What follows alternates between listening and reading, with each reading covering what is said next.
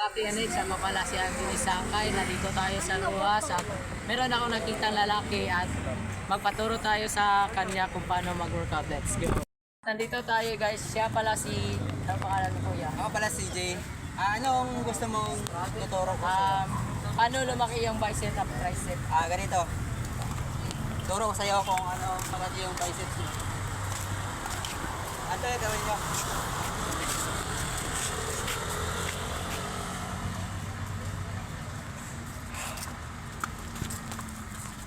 Yun lang.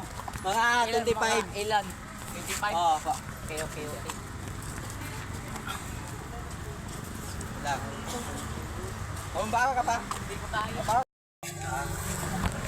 Sige, stop mo yan. Paano naman yung bicep ko yung Biceps?